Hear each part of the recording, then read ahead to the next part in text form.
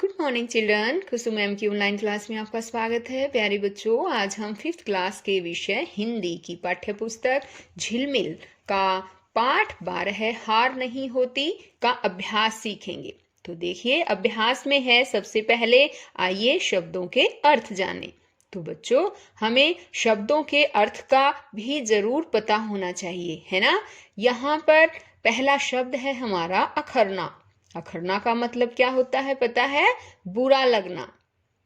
उत्साह यानी कि जोश। चैन यानी कि आराम। चुनौती, चुनौती मीन्स होता है ललकार। रगों में का मतलब होता है शरीर की नसों में। सहज यानी कि सरल। साहस यानी कि हिम्मत। सिंधु, सिंधु का मतलब होता है सागर। संघर्ष, संघर्ष मीन्स होता है जूझना। अब देखिए आगे है कविता से। यहाँ पर कुछ क्वेश्चंस दिए गए हैं, है ना। अब हम इसके आंसर सीखेंगे। सभी बच्चे जो भी आंसर हैं इनके वो अपनी कॉपी में भी लिखिएगा, ठीक है। तो यहाँ पर तो बच्चों जगह कम है, इसीलिए मैंने आपके लिए पहले से ही कुछ इनके आंसर्स लिख रखे हैं। तो मैं आपको ये समझा देती हूँ। सबसे पहले तो आपको इनको समझना है और समझने के बाद आपको याद करके फिर अपनी कॉपी में लिखने हैं। तो देखिए, पहला क्वेश्चन है हमारा कि चींटी की मेहनत बेकार क्यों नहीं होती। आपने पोइम को पढ़ा है ना, कविता को पढ़ा है ना, कि कोशिश करने वालों की हार नहीं होती, है ना। और चींटी बार बार पेड़ के जैसे पेड़ों पे या किसी दीवार पे बार बार चढ़ती रहती है, गिरती रहती है, लेकिन वो थकती नहीं है ना।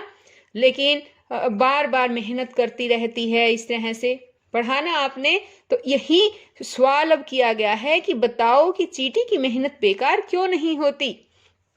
तो आंसर क्या होगा कि चींटी की मेहनत बेकार इसलिए नहीं होती क्योंकि वह कोशिश करने से पीछे नहीं हटती। बार बार कोशिश करती है, वो बार बार चढ़ती है फिर गिरती है, लेकिन वो हार नहीं मानती। जब चींटी दाना लेकर चलती है तो सैकड़ों बार दीवार पर चढ़ती तथा गिरती है। आपने भी देखा है ना बच्चों ऐसा। हाँ, उसके मन में विश्वास तथा शरीर की नसों में उत्साह भरा होता है, जिससे वह सफल हो जाती है। आ गया बच्चों समझ में। अब देखिए दूसरा क्वेश्चन है, गोताखोर सागर में क्या प्राप्त करने के लिए गोता लगाता है। गोताखोर सागर में मोती प्राप्त करने के लिए गोता लगाता है। आगे है थर्ड क्वेश्चन हमारा, व्यक्ति की जय जयकार कब होती है। तो बच्चों, व्यक्ति जब अपनी कोशिश में सफल हो जाता है तब उसकी जय जयकार होती है। अगला क्वेश्चन है, कविता में सफलता प्राप्त करने का क्या उपाय बताया गया है। तो बच्चों, कविता में सफलता प्राप्त करने का मुख्य उपाय कोशिश बताया गया है कि हमें निरंतर कोशिश करते रहना चाहिए। अगर हमारे अंदर कोई कमी है तो उसे दूर करने की कोशिश करनी चाहिए। ऐसा करने से सफलता अवश्य मिलेगी। तो समझ गए ना बच्चों। आप सबको भी मेहनत करनी है। अगर कुछ आपको आता नहीं है तो भी आपको बार बार उसे समझने की कोशिश करनी है और मेहनत करते करते आप एक दिन देखना बच्चों कि बहुत बड़े आदमी बन जाओगे, विद्वान बन जाओगे, ठीक है। तो हमें मेहनत करनी कभी भी नहीं छोड़नी है। तो ये तो थे बच्चों इस कविता के प्रश्न उत्तर। अब आगे हमारा पेज है 78। यहाँ पर आता है आपकी बात। तो अब हम आपकी बात में देखिए क्या पूछा गया है यहाँ पर। तो देखिए इसमें है, अपनी कोई एक कमी बताएं जिससे आपने कोशिश करके दूर कर लिया हो, और कमी को दूर करने के लिए आपने कौन कौन सी कोशिशें की, ये वाला बताना। तो बच्चों ये तो सब आपको ही बताना पड़ेगा। बताओ शाबाश। आपकी कोई एक कमी? शाबाश। जैसे आप कह सकते हो कि मुझे पहले हिंदी पढ़ना नहीं आता था, है ना, और मैंने हिंदी पढ़ने की बहुत कोशिश की और फिर मेरी अध्यापिका ने मुझे हिंदी पढ़ना सिखाया और अच्छी तरह से हिंदी अब मैं पढ़ लेती हूँ या पढ़ लेता हूँ, है ना। आगे देखो, दूसरा है ये कि अपना एक अनुभव बताएं जब आप कभी कहीं कीचड़ या फरस पर फिसले हो। तो बताओ बच्चों, ये बातें तो आपको ही बतानी है। शाबाश, बताओ, कभी फिसले हो क्या?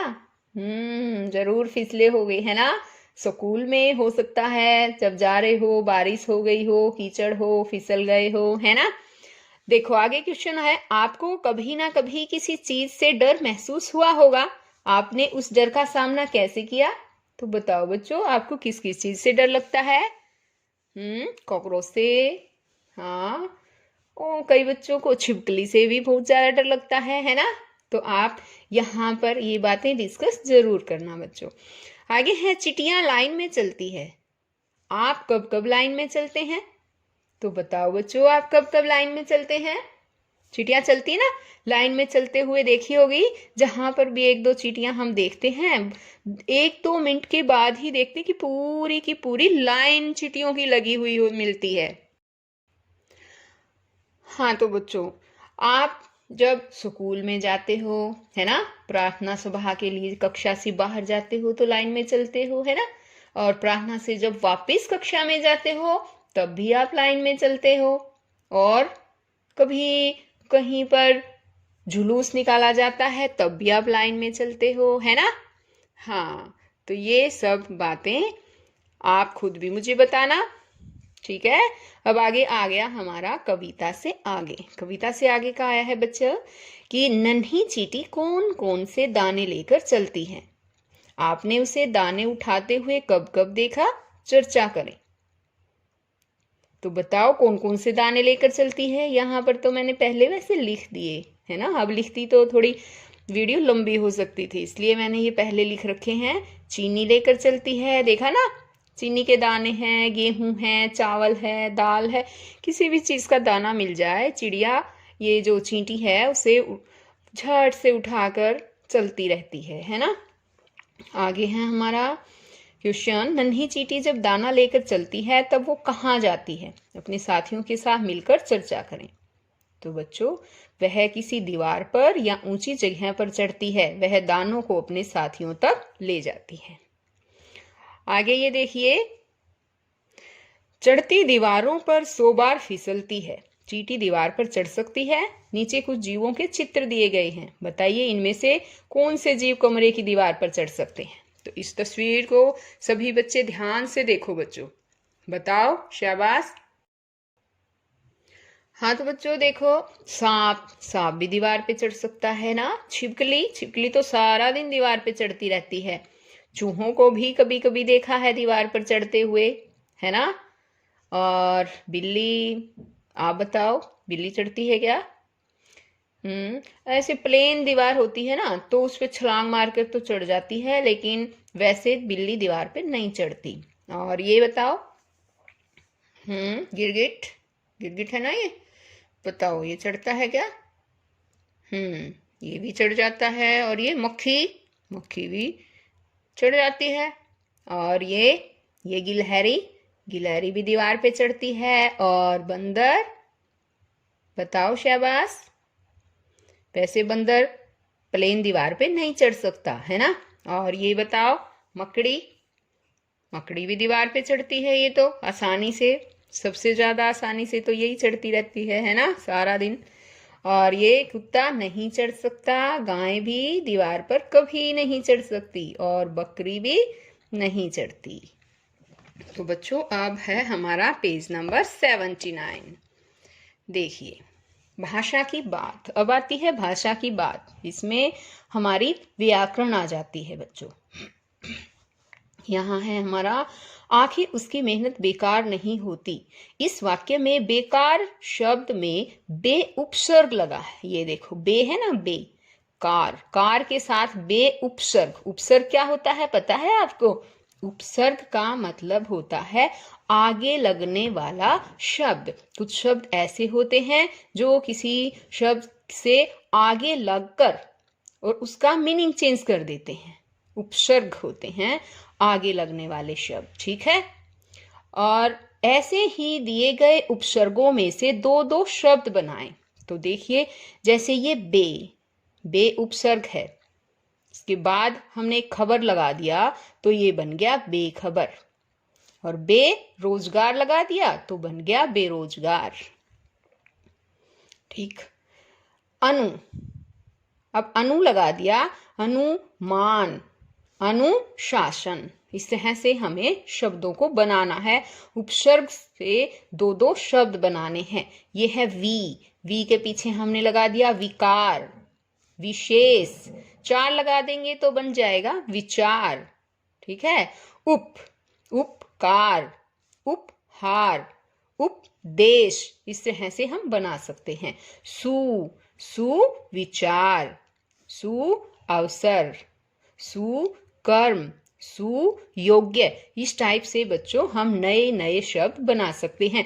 इसके अलावा आप मुझे बताना कि कौन कौन से शब्द बना सकते हैं, ठीक है।